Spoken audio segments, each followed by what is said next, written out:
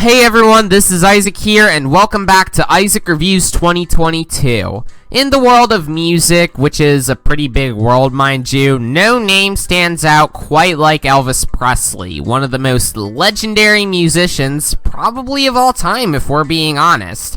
I bring him up because today's review is of Elvis, a film about the life and legacy of the king of rock and roll, played by Austin Butler, and his relationship with his manager, Colonel Tom Parker, played by Tom Hanks, whose voice kinda sounds similar to my dad's.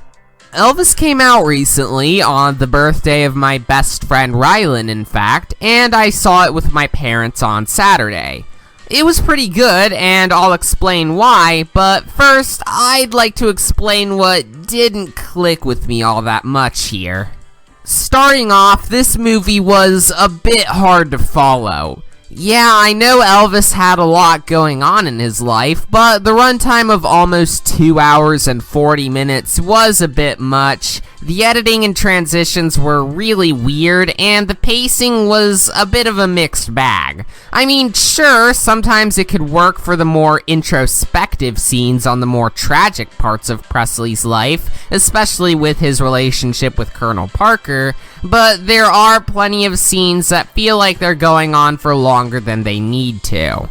But that's enough nitpicking. Let's talk about the good stuff here. Actually, the main good thing here to talk about is Austin Butler's performance as the king of rock and roll, because holy Abraham, it is incredible. At times, it genuinely felt like the producers time traveled back to the 50s or 60s and pulled Presley into the studio, especially with the songs.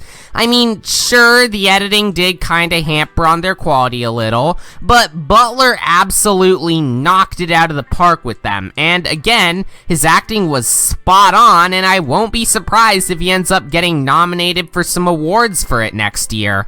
I mean, yeah, the other actors did pretty good, especially Tom Hanks and Olivia DeJonge?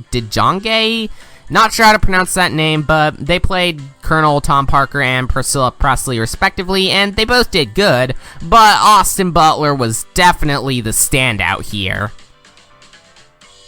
The acting also helps out with a lot of the film's more dramatic scenes, since Elvis Presley's life during his career was quite tragic, mainly with both the financial abuse from Colonel Parker and how overly sensitive politicians at the time wanted his butt hanging over their fireplace because he was always moving like if he had a seizure on stage, and it made teenage girls simp for him like if their lives depended on it. In other words, Elvis was the original Pokemon. Also, regarding what I mentioned about Presley's dance moves, I know that stuff like obscene dancing and lyrics are very commonplace in modern music, so it is interesting to see how back then, politicians tried to cancel Elvis because they didn't like his seizure dancing. My, how times have changed. Back on track now, another thing I liked about this movie is the great production values, especially with the costume design, since it does a fantastic job replicating the time periods where Elvis was popular, and also making the outfits he wore really stand out amongst the crowd.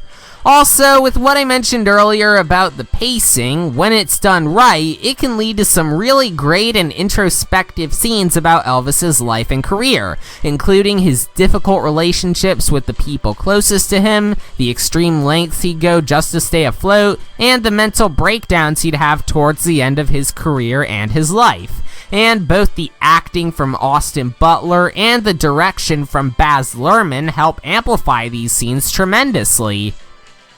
In conclusion, I can definitely see why even Elvis's family enjoyed this movie.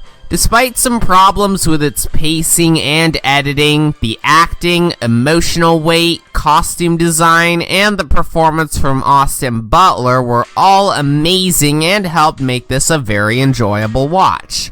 For any fans of Elvis Presley's music, there's a lot to enjoy here, and for people like me at first who want to know more about Presley's life off stage, this movie can provide some good education on the subject. For my rating, I had a hard time deciding on whether or not I'd want to give this an 8 or a 9 out of 10, so I originally decided I'd give it an 8.5. But then I realized that I've been giving a lot of movies scores with a 0.5 this year, so I decided to go with an 8.7 out of 10 instead. I like mixing things up a little, you know? Stay tuned for next time when I review Minions: The Rise of Gru. God. I mean, I think it'll be better than the first one, and I'll give it that the animation looks really nice for Illumination standards, but I'm still holding my breath on this one because, again, it is a sequel to Illumination's worst film to date, so I'm already sure I won't be in for a very fun experience.